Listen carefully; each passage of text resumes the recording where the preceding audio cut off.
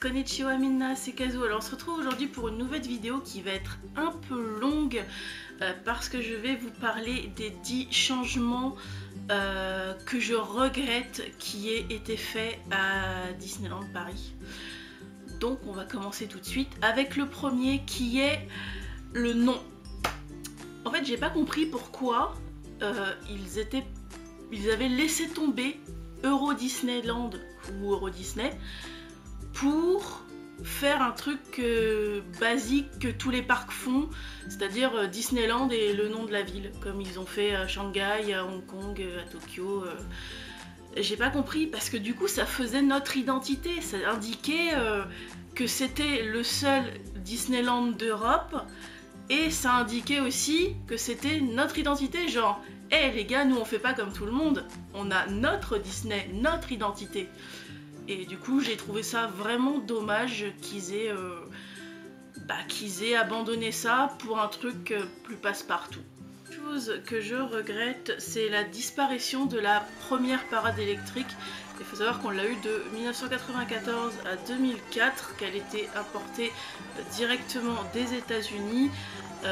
C'était la Main Street Electrical Parade. Raid, désolé, j'ai un accent pourri des fois. En fait, elle a disparu ensuite, elle a été remplacée par une autre. Mais cette parade, elle était, dans mes souvenirs, assez floue. Elle était vraiment bien et en plus je trouvais ça vraiment magique de voir tous ces chars illuminés dans la nuit par des milliers d'ampoules. C'est dommage qu'elle ait disparu après entre guillemets aussi peu de temps d'utilisation. Nous il faut savoir qu'on l'a eu plus longtemps que les autres parcs, mais techniquement on l'a eu une petite dizaine d'années, donc c'est pas tant que ça non plus. La troisième chose que je regrette, c'est quand ils ont remplacé les billets d'entrée qui étaient sous forme de magnifiques cartes plastiques à l'effigie d'un personnage ou d'un événement par des billets en carton. Alors je comprends la démarche économique puisque ça devait être plus cher d'imprimer sur du plastique que sur du carton, et écologique, enfin environnemental, parce que le carton au moins c'est recyclable. Mais au niveau de la collection, ça faisait quand même beaucoup plus classe d'avoir les cartes plastiques et c'était beaucoup plus durable aussi que maintenant. Ça a beaucoup moins d'intérêt de garder ces billets journée, je trouve.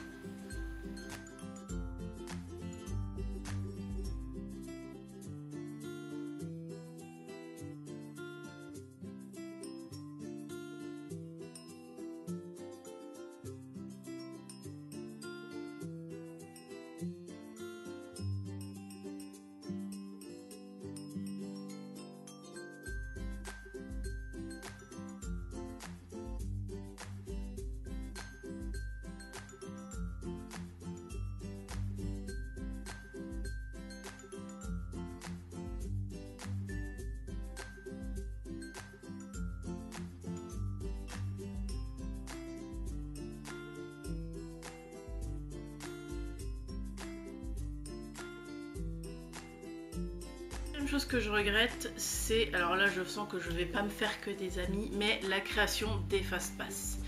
J'ai toujours été contre ce principe, même si je l'ai utilisé une ou deux fois par commodité quand j'étais pas seule, mais j'aime pas le principe d'un billet entre guillemets coupe-fil qui fait juste que rallonger la queue déjà, le temps d'attente dans la queue déjà conséquent pour les gens qui n'ont pas pris de fast-pass. Du coup je trouve que ça fait entre guillemets une espèce de séparation entre les deux que j'aime pas, et en plus maintenant ils sont devenus payants donc j'aime encore moins. Non vraiment les fast-pass, je trouve que ça n'a pas d'intérêt en fait. Cinquième chose que je regrette, c'est tout simplement qu'ils aient fusionné le plan du parc Disneyland et celui du Walt Disney Studios, parce que je trouvais quand même que c'était beaucoup plus sympa d'avoir un plan par parc. Alors effectivement au niveau environnemental, encore une fois je comprends parce que ça fait moins de papier vu que c'est sur un seul plan, mais pareil au niveau de la collection c'était quand même beaucoup plus sympa d'avoir un plan, un parc. Là je suis pas très fan. Deuxième chose que je regrette, c'est qu'ils aient changé le texte du pré-show de Phantom Manor. On l'a eu en mise en service de l'ouverture en 1992 à sa réhabilitation en 2019 et je trouvais que la voix d'outre-tombe du comédien Gérard Chevalier était beaucoup plus flippante et donc beaucoup plus immersive que la version de Bernard Allan qui a été mise en service donc après sa réhabilitation en 2019 et qui l'est toujours aujourd'hui. Je suis beaucoup moins hypée dans l'attraction et du coup ça me... Je sais pas, je trouve qu'il manque quelque chose maintenant, donc bah la voix de Gérard Chevalier me manque.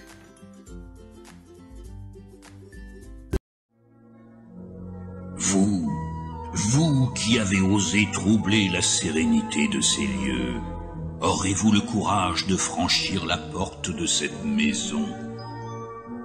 Allez, ne vous faites pas prier, entrez. Qu'attendez-vous donc? N'ayez pas peur au point où vous en êtes. Montrez-vous en pleine lumière, que je vous vois un peu. Vous n'avez rien à craindre, chers amis. Allez, entrez. J'ai tellement de choses à vous faire découvrir. Notre visite commence ici, dans cette galerie, où vous pouvez admirer la douceur et l'innocence de la jeunesse.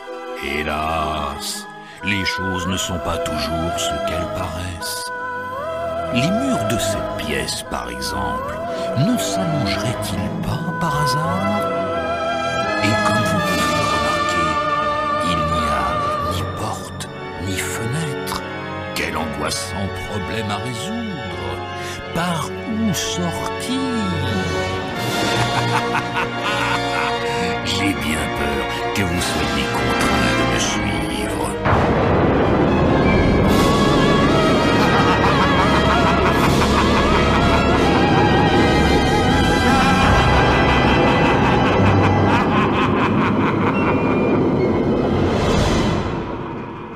C'est un peu compliqué à expliquer, donc ça va être un petit peu plus long.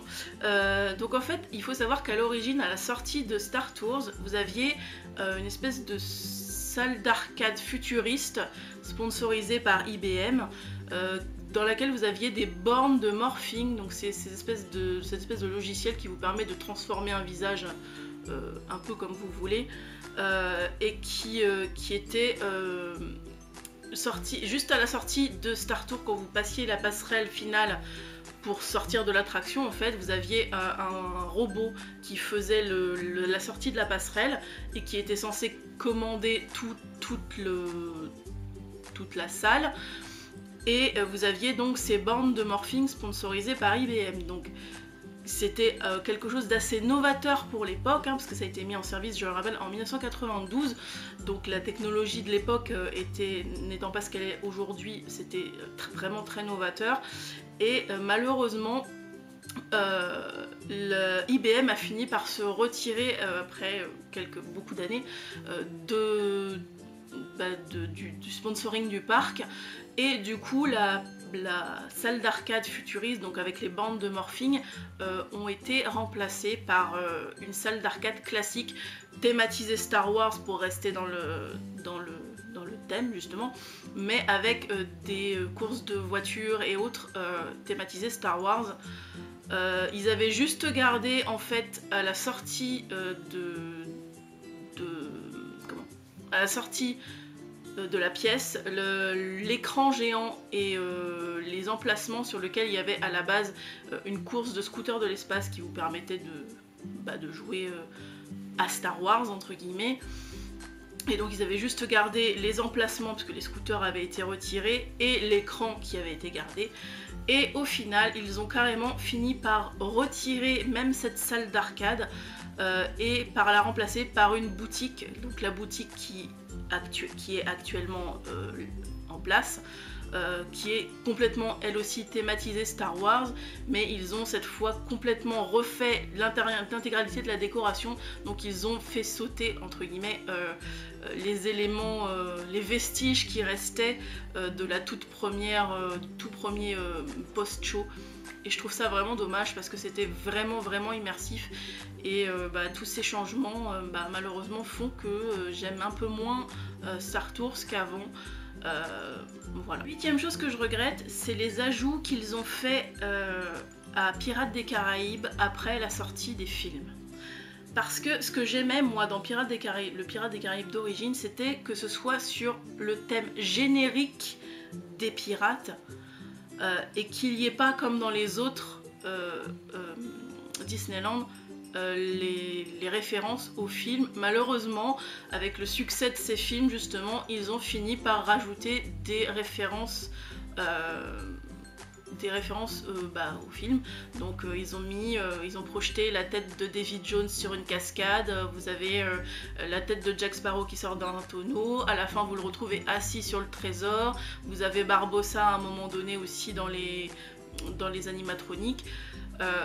En soi, ça me gêne pas plus que ça, mais vraiment je trouve ça dommage qu'il soit sorti du thème générique qui était vraiment sympa et ouais.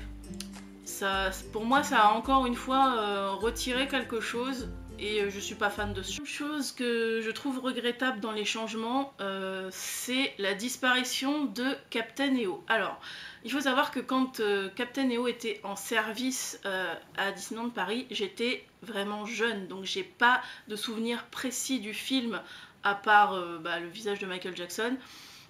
Et le fait d'avoir trouvé que c'était sympa, parce que en plus ce qu'il faut savoir c'est qu'à l'époque le film était projeté en version originale, donc en anglais, et sans aucun sous-titre. Donc même si à l'époque j'avais été en capacité de lire les sous-titres, il n'y en avait pas, donc de toute façon j'aurais rien compris. Il m'a fallu regarder le film sur YouTube beaucoup d'années après pour enfin comprendre ce qu'était l'histoire, mais ça m'a pas empêché déjà à l'époque de trouver que c'était très sympa, et du coup même si j'ai compris pourquoi l'attraction avait disparu, j'ai trouvé ça dommage parce que c'était vraiment un spectacle qui était sympa. Et voilà, c'est dommage que ce genre de choses disparaissent, surtout que derrière ils l'ont remplacé par Chérie j'ai rétréci le public et j'ai beaucoup moins aimé. Pour finir, la dernière chose que je regrette à Disneyland Paris, c'est qu'ils aient quasiment fait disparaître la thématisation rétrofuturiste steampunk de Discoveryland. C'était vraiment une particularité en France et elle a quasiment disparu. À part au niveau du Nautilus, qui a gardé, de par son principe, la thématisation, mais sinon, à part ça et Orbitron, tout le reste s'est peu à peu transformé en Star Wars ou en autre chose. Et du coup, c'est vraiment dommage parce que ça faisait vraiment une spécificité du parc français. Et on l'a quasiment perdu en entier, donc c'est vraiment dommage. Cette vidéo sur Disneyland Paris et ce que je regrette est maintenant terminée. Merci de l'avoir regardée. Pensez à la liker, à la partager, à la commenter. Pensez aussi à vous abonner à la chaîne si ce n'est pas déjà fait et à activer la cloche de notification pour ne pas louper les prochaines. Et moi je vous dis à une prochaine. Ciao ciao!